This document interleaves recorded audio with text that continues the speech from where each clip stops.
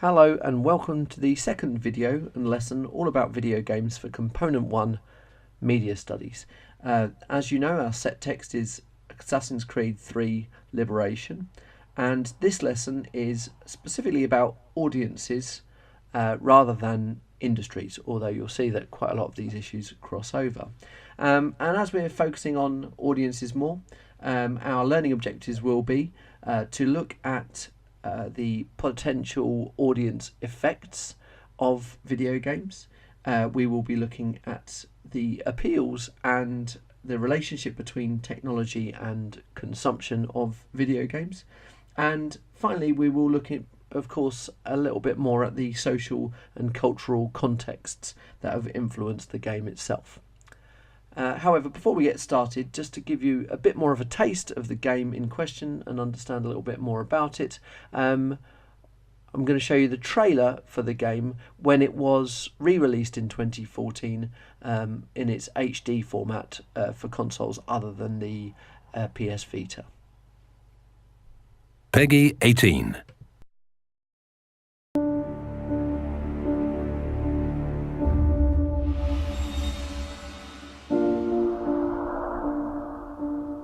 I was born surrounded by injustice, but raised in privilege. My mother was a slave. My father, a man of opportunity and wealth. When my people were robbed of their humanity, I watched. And when the masters brought tyranny to this land,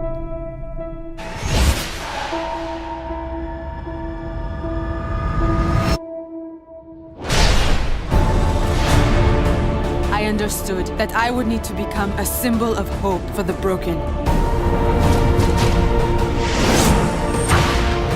A liberator of the enslaved.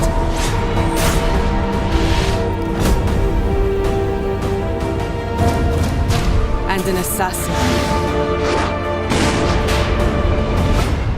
who seeks justice for all.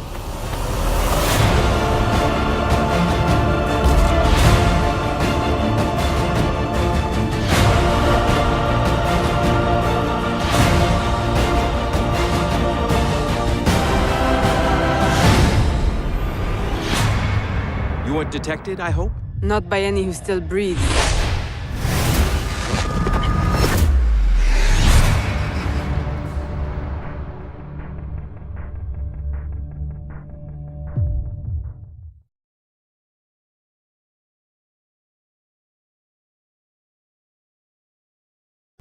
So hopefully from the trailer you get a real sense of the style and genre of the game, the levels of action, and of course the introduction to the narrative and the story, which obviously has some depth. But rather than jump in and start looking at the appeals of the game and the sort of context behind it, we're actually going to start where we left off in the last lesson and talk a little bit about the potential effects and impact that the game would have on an audience, and of course the regulation of the game industry and how it had an effect on Assassin's Creed 3 Liberation.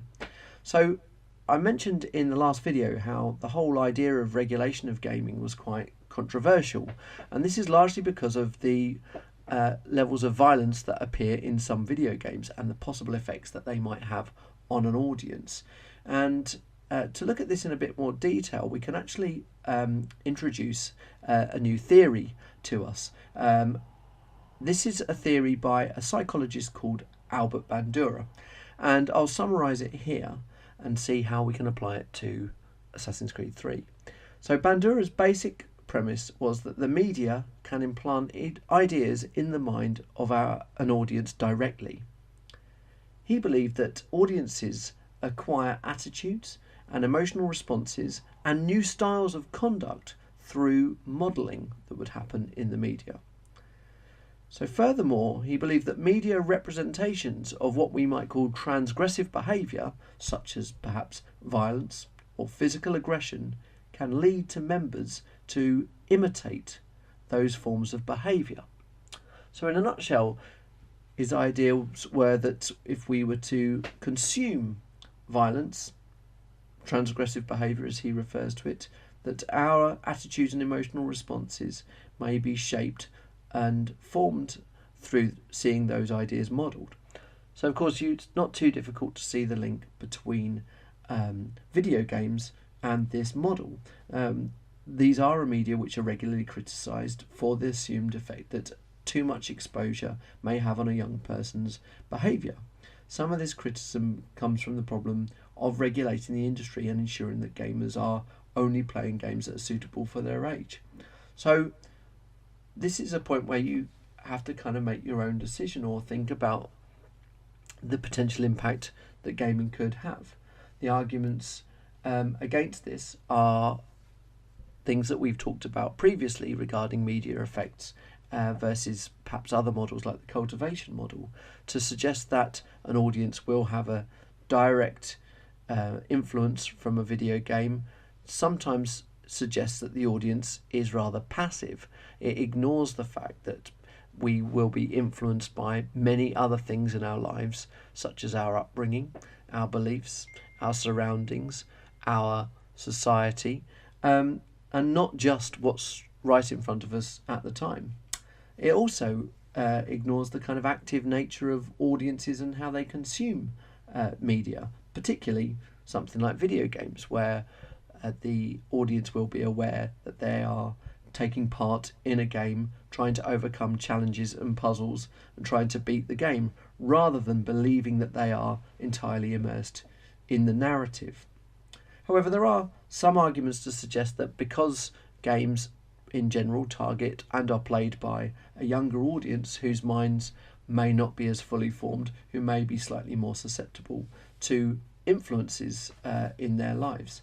So it's a discussion to be had and a debate that will carry on for many years. From our perspective, we can argue either case, and if you want to find out a bit more about media effects and particularly Bandura's ideas, he's most famous for his Bobo doll experiments, and you can look into those a little more regarding imitation. However, for us looking at regulation in relationship to this, the game received a 18 rating from PEGI, largely due to its violent conduct. And so there is some acknowledgement that the game is violent and may be unsuitable for particularly younger audiences. So I think what would be best now is to perhaps look at a short section of gameplay from Assassin's Creed 3 to give you an idea of the levels of violence that are in the game that players are subject to, and for you to decide whether you feel that this is something that would be imitable, is perhaps dangerous, or whether actually the gameplay would be fully aware that they were actively participating in a game rather than copying and mimicking or imitating the violence that they see on screen.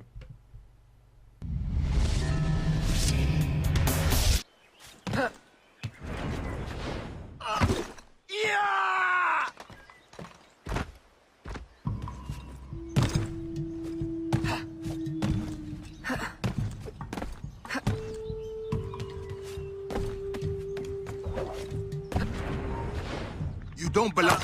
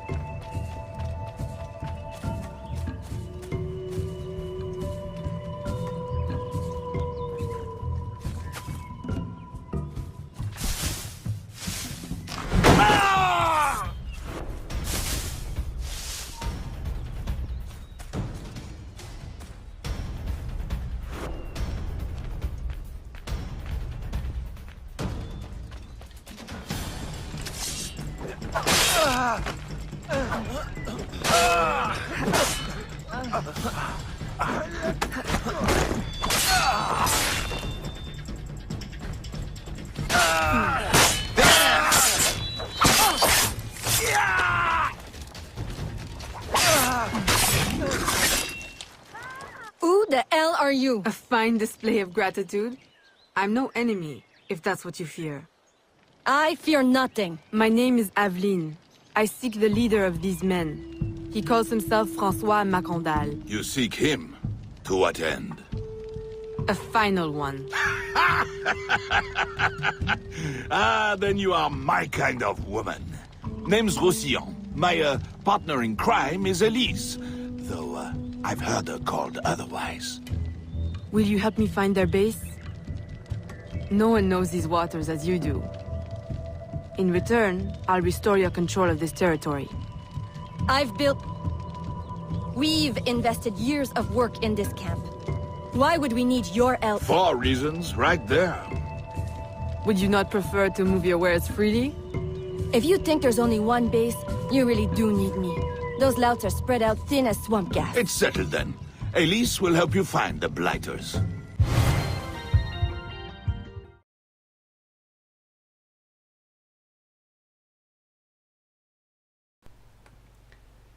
So next we'll talk a little bit more about the context of the game Assassin's Creed 3 Liberation. And whilst we've already covered some of the economic and, of course, technological contexts that have had an impact on the game and the format it was released on, we'll turn our minds to the social and cultural context.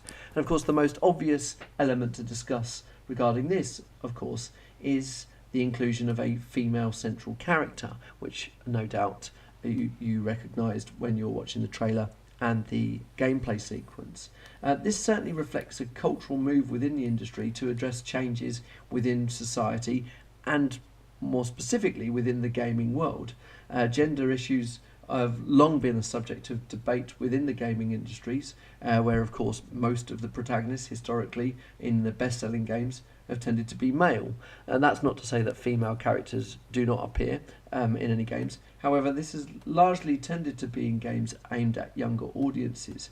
And games creators and publishers have been criticised largely for adhering in the past to very outdated stereotypes, some that may be criticised of being sexist and in some cases even misogynist. Of course, the other element of this change and reflection of social and cultural changes is also an attempt to broaden the audience and appeal more to a female gamer.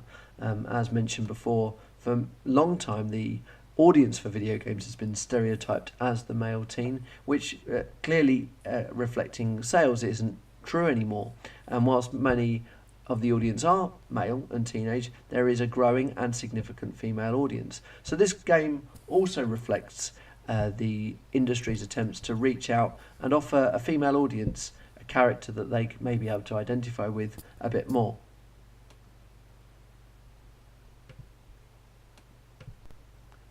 The discussion of how the publishers Ubisoft have tried to broaden the audience for this version of the Assassin's Creed franchise actually presents us with an excellent opportunity to talk more generally about how video games target audiences and appeal to audiences as well. And Assassin's Creed 3 Liberation becomes an excellent case study for this. Largely we can divide the appeals into various sections and talk about elements such as genre, narrative and the technology in question, as well as other elements such as marketing. But starting with where we left off regarding the introduction of a new character, any new narrative elements and characters that are brought into a game's franchise will of course be an appeal. So in the case of Liberation, the use of a strong female African-French protagonist, Aveline, a freedom fighter with whom the games are positioned through, is obviously an appeal because it's new, it's fresh, and of course, as mentioned before, it reaches new gamers and new audiences. In addition to that, Assassin's Creed 3 Liberation includes elements such as gamers collecting supplies, not merely killing each other, which suggests that a slightly more involved and interesting gameplay element has been included and a broader audience targeted. However, whilst differences and elements that are new will be an appeal, of course familiar elements will also always be an appeal of a franchise. So for example, in this game, the historical setting, the narrative situation of a character taking on the role of an assassin fighting for what's right, and of course the generic conventions of open world gameplay, allowing audiences to explore and have the freedom to partake in adventures and missions as they wish. We can't ignore the use of technology, though, however, in gameplay. And of course, the game itself was initially introduced on a handheld device, which might imply that it's aimed at a more casual or mobile gamer, someone on the go, as it were. How, of course, in 2014, the game was released on more traditional platforms, and those which are on a range of different platforms will affect the user's experience. The Xbox 360, the PlayStation 3 allow the gamer to speak directly to other gamers they're playing with, enhancing the credibility of a virtual world experience. And of course, the role of, or the nature of video games themselves is that an appeal is that gamers have to complete and succeed at certain tasks in order to proceed. The tasks generally become more complex and challenging as the player advances throughout the game. Certain challenges have to be repeated several times before success, but there's an overall sense of achievement and accomplishment by completing a game. And then finally, we have to consider some of the other aspects that have been used to target an audience here. And this refers a little bit more back to the marketing and industry issues that we discussed in Lesson 1. So just as a recap or a reminder of these, of course, there are a number of websites, social media campaigns, trailers and posters and other marketing efforts to target the audience. But this also creates a sense of community amongst the gaming world. And other distribution strategies, of course, revolved around the idea of Assassin's Creed 3 Liberation being released on the same day as the Assassin's Creed 3 standard game, which when we link them together suggests that avid fans of the franchise were being targeted as well as a newer audience. So all in all, there are a huge amount of appeals and ways in which an audience have been targeted. This particular game, which serves as a really good case study for the way in which games target their audiences in general. The final section of this video is really to discuss briefly the interrelationship between media technologies and different patterns of consumption and response from the audience. And specifically, I want to pick up on one of the points made when discussing appeals, that the Assassin's Creed 3 Liberation game on the PS Vita was released at the same time as the Assassin's Creed 3 Xbox 360, PS3 traditional version of the game. Now, this might be seen as an attempt to draw gamers from different platforms to purchasing different hardware and adopting new gaming habits. In other words, an attempt to maybe encourage those who play on traditional consoles to maybe buy, perhaps for the first time or again, a more handheld device. And vice versa. It might be to encourage more casual gamers, those who play games on the go, and introduce them to a game which has a little bit more depth or requires a little bit more commitment, thus encouraging them to buy a more traditional console. The two versions of the game are also linked in terms of the way that gamers consume products now. Specifically, the fact that they are both linked in terms of downloadable content, both have special features. Gamers might be being encouraged to have a more complete or satisfying experience by using a range of interlinked products that can offer exclusive downloadable content. And of course, this point should really be making you think of the fact that it's only made possible through convergent technology and gamers buying in to the value of exclusive content. It again highlights the importance of convergence amongst different media platforms, but it raises our awareness of the fact that gaming is changing as an industry all the time, not only because of technologies, but also because of the different ways in which we consume content and the ways that we use different content.